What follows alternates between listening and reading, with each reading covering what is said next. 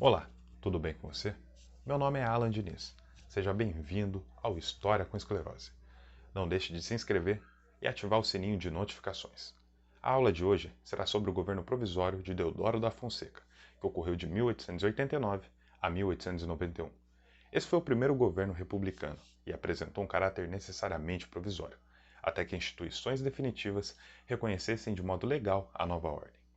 Caberia a esse governo tomar algumas medidas imediatas e convocar uma Assembleia Constituinte. Somente após a Constituição pronta é que o governo poderia ser dado como efetivado.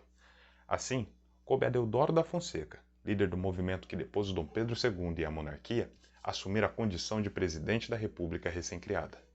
Vários problemas aparecem por causa das características pessoais de Deodoro.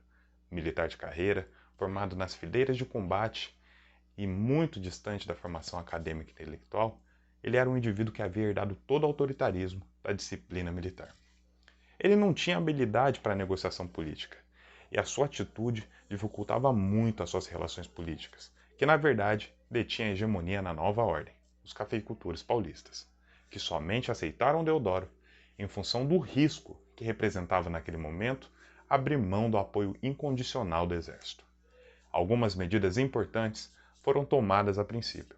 Deodoro decretou a extinção de instituições políticas do Império, entre elas a Constituição de 1824, as Assembleias Legislativas Provinciais, o Conselho de Estado, o Senado, a Câmara de Deputados e as câmaras municipais.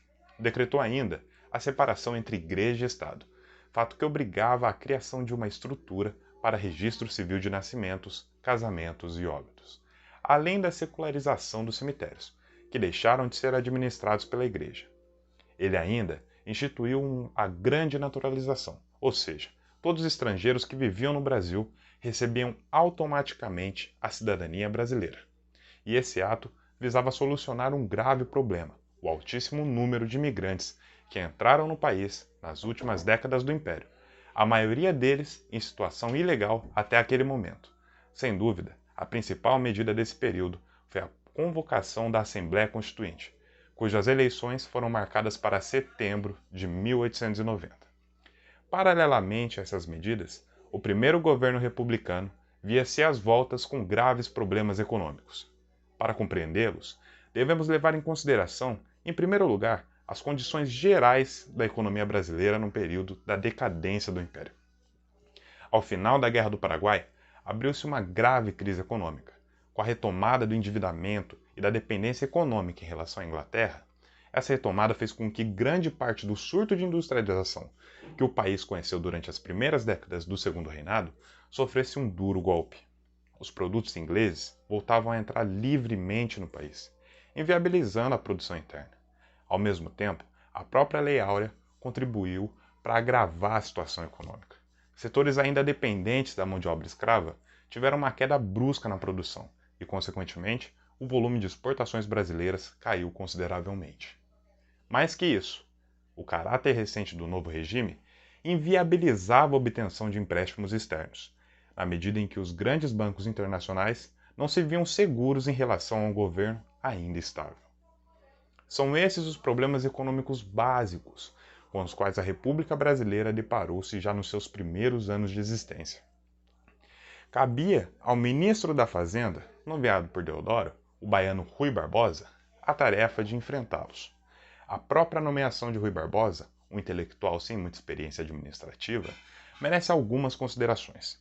Sua atitude intelectual era do agrado de amplos setores do Exército, os quais viam com simpatia sua postura em favor do industrialismo, do desenvolvimento interno, atacando o imobilismo econômico da monarquia. Rui Barbosa parecia, aos olhos do Exército, afinar-se com a postura positivista, de defesa do progresso, a partir de uma política econômica agressiva, de um Estado capaz de promover medidas que tornassem possível esse desenvolvimento. Assim, Rui Barbosa partiu de alguns princípios altamente discutíveis para implantar sua política econômica. Acreditando que a libertação dos escravos e, consequentemente, a expansão do trabalho livre geraria grande demanda de moedas, e diante de uma situação na qual o Estado não possuía reservas monetárias sequer para honrar seus compromissos imediatos, autorizou a emissão de grandes volumes de papel-moeda. E, ao mesmo tempo, ele criou leis facilitando o estabelecimento de sociedades anônimas e aumentou as tarifas alfandegárias de modo a dificultar as importações. O Rui Barbosa, ele acreditava que esse conjunto de medidas geraria um amplo aumento dos negócios, promovendo investimento no setor produtivo, principalmente nas indústrias.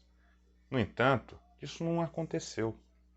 A desvalorização da moeda, bem como a elevação das taxas de juros, gerou antes uma corrida especulativa, conhecida como crise do encilhamento.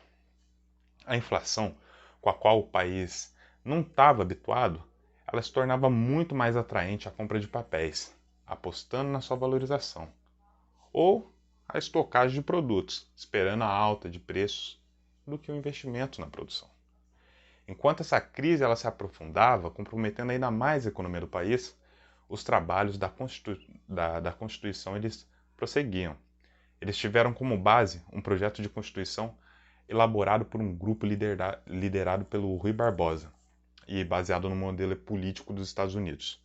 A Assembleia eleita em setembro, ela foi instalada em novembro de 1890 e já em fevereiro de 1891, a nova Constituição, a primeira do período republicano, ela era promulgada.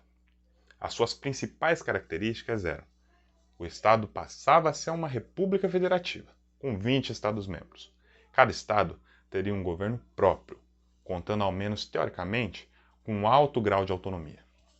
Estabelecia-se o voto universal masculino, ou seja, eliminavam-se os critérios censitários de participação política existentes na Constituição Imperial.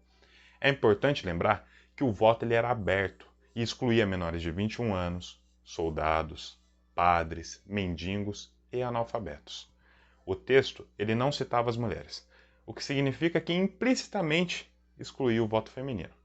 Assim, apesar de oficialmente universal, os direitos de voto na República não são consideravelmente maiores que na monarquia. Todos os cargos executivos e legislativos seriam preenchidos por meio do voto popular. O mandato presidencial e dos demais cargos executivos eram agora de 4 anos. Legislativo bicameral, ou seja, formado por uma Câmara de Deputados e pelo Senado. O mandato dos deputados de 4 anos e dos senadores de 8 anos. As disposições transitórias da Constituição estabeleciam que o primeiro presidente seria eleito não pelo voto popular, mas pela própria Constituinte. Verificou-se, então, de forma efetiva, o primeiro confronto político mais sério dentro da República. O Deodoro da Fonseca, ele lançou sua candidatura, tendo como vice em sua chapa o almirante Vandencook. Tratava-se de uma tentativa de atrair o apoio de setores da Marinha, uma arma até agora francamente opositora ao regime do Deodoro. E por outro lado, os cafeicultores paulistas eles lançaram a candidatura de Prudente de Moraes, que em uma tentativa de não romper a aliança com o exército, tinha como vice o Marechal Floriano Peixoto, uma liderança que rivalizava com Teodoro. Então, utilizando-se de todos os métodos para intimar os deputados que votariam, incluindo ameaças e cartas anônimas, os partidários de Deodoro conseguiram assegurar sua vitória, mesmo assim com uma margem apertada de votos, 129 contra 97 votos do Prudente de Moraes. Fica claro o descontentamento com Teodoro, sendo que sua vitória ela se deveu apenas à intimidação e ao medo de um golpe.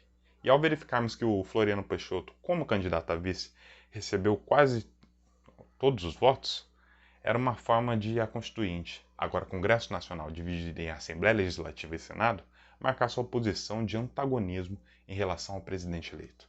Essa postura ficou ainda mais clara quando, na própria cerimônia de posse dos eleitos, Floriano recebeu muito mais aplausos que o próprio Deodoro.